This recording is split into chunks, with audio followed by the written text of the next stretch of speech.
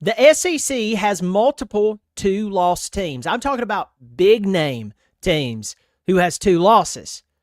Now, as of today, we have the college football playoff ranking the day before the Week 12 results are released to the public.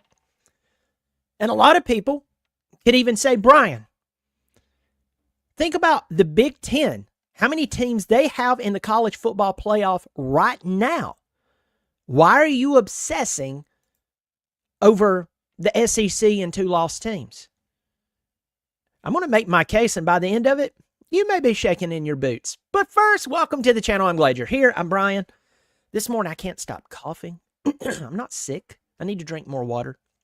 But anyway, hey, if you like what I'm doing on here, yes, I have my Clemson fandom garb around me, but I also talk about other teams, other conferences, just like I'm talking about today. So if you like that sort of thing, I hope you'll subscribe. It is free. Pass it along to all your buddies on your forums and your chat groups, Facebook groups, whatever. Now, if you watch my channel, you know one thing about me. It's one of the things that a lot of people love about me or they absolutely despise. I try to be fair. Like, I try to tell the truth based on how I see the facts. The facts? The SEC has historically dominated college football. You don't need me to tell you that. You know it. And this year, they beat up on one another more than they have in quite a while. Now, I can go to the SEC football standings, and I can name out the teams who are the top of their program. And right now, as a public service announcement, I'm going to do that. In fact, I am going to share the current results as we speak. As you can see, I didn't even plan to do this. I was just going to read it out to you, but I want you to see this for yourself. Here's the SEC standings. As of today, November the 18th, it's a Monday after Georgia and Tennessee played. Look at that. Texas and Texas A&M only have 1 loss. Now, remember, they play at the very end of the season, regular season, which is next weekend after Thanksgiving. So one of these teams they're going to have a second loss. That's why I put both of their team logos up there, because one of them will have a second loss. We saw Georgia beat Tennessee and giving them their second conference loss. We know about Alabama and their 2 conference losses. But look at Ole Miss. Ole Miss went in and manhandled Georgia. Everybody's talking about Georgia beating Tennessee over the past weekend. But just 9 days ago, Georgia played Ole Miss and got their butts handed to them. I mean, we're not talking about a month ago. We're talking about 9 days ago. You could even talk about the South Carolina Gamecocks, who I can't stand. I'm a Clemson fan. 5-3 in the conference, but we're talking about 2 lost teams today. See, while we look at this alignment, and then you go to the college football playoff, I'm going to share this too. Now, I know the new results, it comes out tomorrow, right? But let's look at this. And for some reason, it's not doing it. Dadgummit.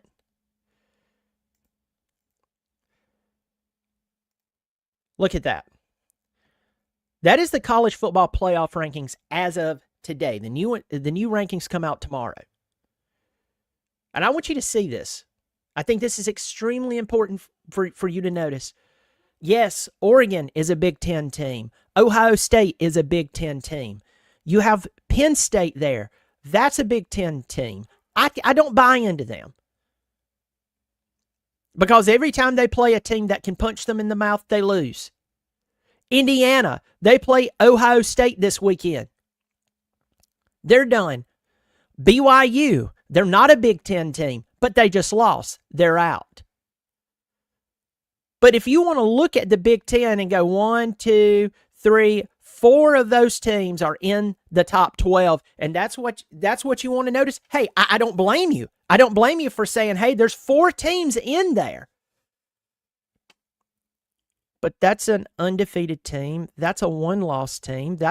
Even though I don't buy Penn State, that's a 1-loss team. That's a no-loss team. Look at Texas, 1 loss. Tennessee, this is not updated, but that's a 2-loss team. Look at that. That's a 2-loss team. That's a 2-loss team. That's a 2-loss team. Look on the outside right there, 2-loss team. I mean, do you not see it? It doesn't matter where you're placed. Now, I know if you're someone who's into the whole bye thing, like you go out there, you're going to win your conference, and all of a sudden, you get that 1 week bye, right? You get the 1 week bye because you won your conference.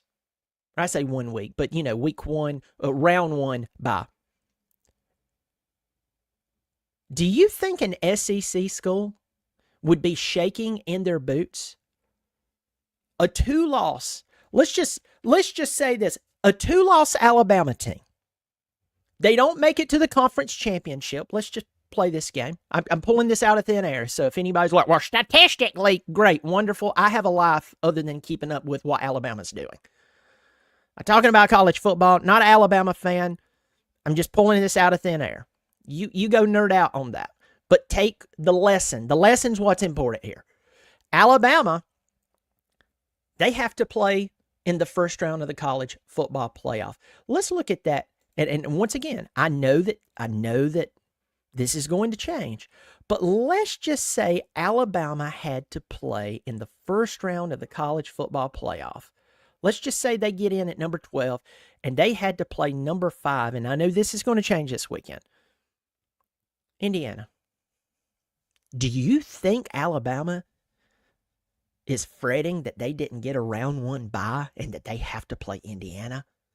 No.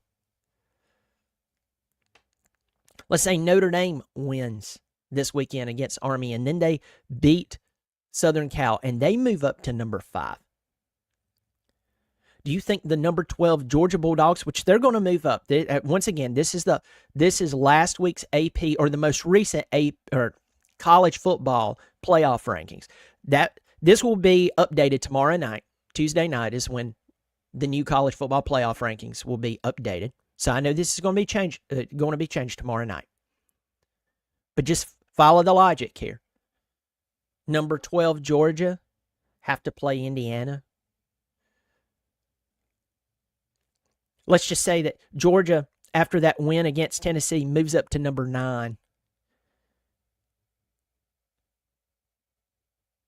Number 9 has to play number 10. Let's say number 10 is Miami at the time. Do you think Miami? I know they have Cam Ward. That's all you have to hear about. That's all we hear about. Folks, listen to me. Cam Ward's very talented. Restrepo is very talented. Martinez is talented. Ruben Bain is talented. I named out 4 players. What about the rest of the team? What about the coaching staff?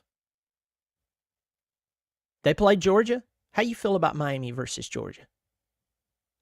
Realistically, Georgia wins that ball game. Mississippi State wins that ball game. What is the meaning of my ramblings? Let me give it to you. Is that multiple 2-loss SEC teams are going to be viewed differently than a 1-loss Big Ten team. I just showed you the rankings of the top 4, top 5. You have 4 teams in there, but listen, Indiana, I believe, and it's a wonderful little story of what's going on up there in Indiana. This is the best they've ever done in program history. And listen, they are winning games that they used to lose. And Kirk Cignetti has done a great job there, right? Who have they played? They played Michigan. You're talking about the team that doesn't have their head coach. Talking about from last year that won the national championship. You mean the team that doesn't have a bunch of their key players from last year? Same jersey, same stadium, same fight song, different team. If I can get that across to some of you, it will, all of a sudden, the whole world of reality will just go. You'll look at football differently. I don't bet on football games, but I'm going to tell you this. Some of you who do bet, all of a sudden, you'll start losing less. You'll go, oh my God, that guy with the country accent and the backwards hat, he was on to something there. Yeah, I am on to something, and I'm trying to tell you.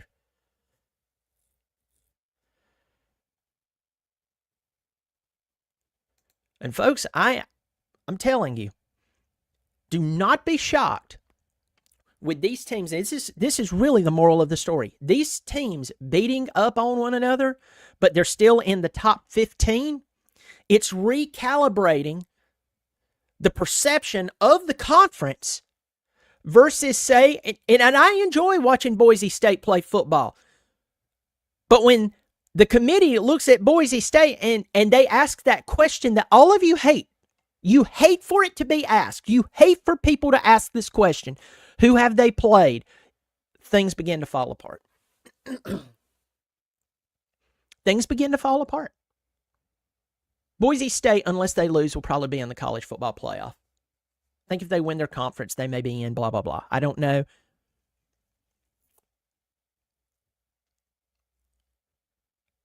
They'll probably be in. But when you look at teams like a 2-loss Ole Miss, a 2-loss Georgia, a 2-loss Alabama, a 2-loss Tennessee, even though Tennessee, something needs to come together on their offense. They have too much talent. I know redshirt freshman quarterback, blah, blah, blah, blah, blah, blah, blah. But who would have thought that would have been the offense that has messed up things for Tennessee? It's totally flipped the script from the preseason. But still, Tennessee's a very good football team that would beat a lot of teams. You may not like it, sir or ma'am. The SEC is going to get multiple 2-loss football teams into the college football playoff unless something crazy happens. You're going to see multiple 2-loss teams in there, and there's going to be some 1-loss teams standing on the outside looking in, or there's going to be other 2-loss teams from other conferences who were standing on the outside looking in going, but we had 2 losses, and the magical, annoying question that's going to make blood pressure rate skyrocket across the board for everybody is going to come back to this, but who did you play? Hey, it doesn't matter. Who did you play? Who did you lose to? When you played a decent team, did you barely beat them? Did they run you into the ground? How many close games with bad football teams did you have? I know. Listen, I've been watching football so long. I don't care if they went ahead next year and said, you know what, instead of 12 teams, we are going to double it to 24 teams. I know we just tripled it in size from 4 to 12, but now we're going to double that, and we're going to go to 24 teams. Of course, there would be more space. Of course, there would be more teams in that probably shouldn't be in, but it would be 24 spaces. But I'm telling you, this 12 is still going to be frustrating. Not as frustrating as in the past when you had only 4 spots. Not as frustrating in the past as when you had a computer deciding who's number 1 and number 2. Not near as frustrating as having a number 1 play a number 7. Number 7 wins, and now they're the national champions. I remember that time. It was annoying.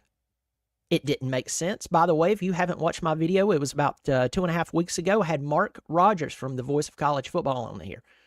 He wrote a book called Undisputed National Champions. And it's based on the 90s and the shared championships. You need to search his channel. You need to go pull that link up and go buy the book. He shared things with me that I never knew. And then he shared some things with me that I had suspicions of. And he confirmed it. Not from hearsay, but from he was there. I mean, he worked for ESPN. He worked for big network affiliates covering SEC football. He was in the crowded rooms rubbing elbows with the sports information directors. You need to go check that out. Folks, I'm telling you, this is a better system. I get it. But do not be shocked If Colorado loses only 2 games and they get left out of the college football playoff when you have 3 or 4 SEC football teams, maybe even 5, get in with 2 losses. And everybody's going, here we go again. They're going to get the special treatment. Why? Because their games are tougher.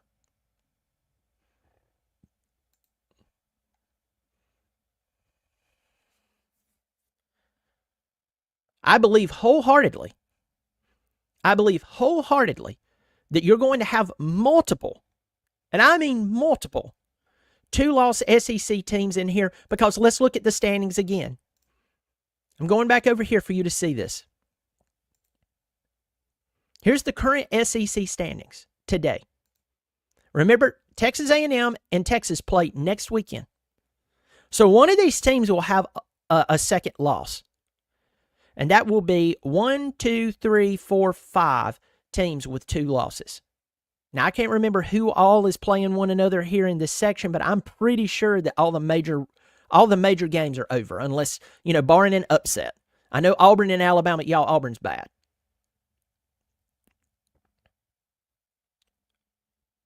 But you could have 5 2-loss teams in the college football playoff, and then the 1-loss team, according to who wins the conference championship. College football world is going to crap its pants when and if this happens. And folks, I'm going to tell you this too. I'm a Clemson fan through and through. I was born in the Clemson area, born and raised there, lived there. I'm more Clemson than most people who gets 2 degrees there. I'm more Clemson than a lot of people who says, yeah, I pull for the team and, I'm a season ticket holder. They can't tell you a player's name on the team other than Cade Klubnik. Maybe Phil Maffa. They can't tell you the tight ends on the team, but they're, they're legacy season ticket holders. Folks, I am more Clemson. I am not a Gamecock fan. I have family members who are Gamecocks, and they are wonderful people, and I love them. But the one area in life I disagree with them on is being a Gamecock fan. But folks, I started off by telling you this, especially if you're new to this channel. You've never watched me before. I tell the truth about football teams, and that includes my football team.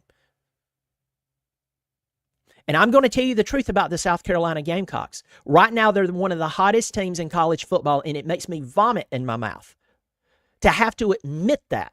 But South Carolina at 5-3 in the conference, in the SEC, is tougher than most of the top 25 altogether. Top 10, top 5. I believe if South Carolina played Penn State today, they'd definitely beat them. I believe if South Carolina today played Notre Dame, they'd beat them. I don't like admitting that. My goal is not to be drunk on fandom to where it makes me stupid and illogical and selectively naive. My goal is to look at teams and say they are either this or they are that. South Carolina, as much as I am not a Gamecock fan, and as much as I wish it were not true, South Carolina is one of the hottest teams in college football right now.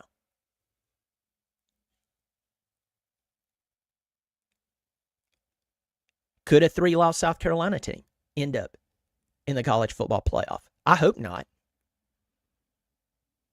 I hope not. Clemson plays them next weekend in the rivalry game after Thanksgiving, as they do every year, the Saturday after Thanksgiving. South Carolina, believe it or not, with 3 losses in the conference, Clemson with 1 loss in the conference, 2 losses overall. South Carolina, I believe, is playing for more than Clemson is. And that's just where our program is at. So if I can be that honest about my football team, who I love, and be that honest about the Gamecocks, who I have no love for, I am telling you, you should at least consider that you're going to see 1, 2, 3, 4, 5, 6 of the spots in the college football playoff potentially taken, half of it taken by SEC teams. And if South Carolina wins against Clemson and wins commandingly, you could see a 3-loss South Carolina team sneak in to the college football playoff. Is it likely? I don't think so. I really don't think so. But we've seen crazier things happen. Folks, let me know what you think in the comments section. I have 44 of you in here. You're probably at lunch. I hope you'll subscribe. If you haven't, pass this along on your Facebook forums. Pass this along on your forums of your favorite team. I don't care if you're talking about how crazy I am. Share it. Tell everybody to subscribe. One of the beauties of my channel is I am a loner. I'm just a guy, even though I'm a Clemson fan, I don't have anyone telling me what to and what not to say. I'm not worrying about backlash from the university. I come out and I call it as I see it. And when I'm wrong, I come back and I say, man, I hate this, but I was wrong. I missed it. Like I'll call myself out for missing the Texas-Georgia game. I messed up by not looking at who Texas hadn't played and getting caught up in the hype. So my goal is just to be right. My goal is to become a better college football fan, a more realistic college football fan, someone who looks at a team and can properly evaluate them and not get so caught up in all of the fandom, the exaggeration of the media.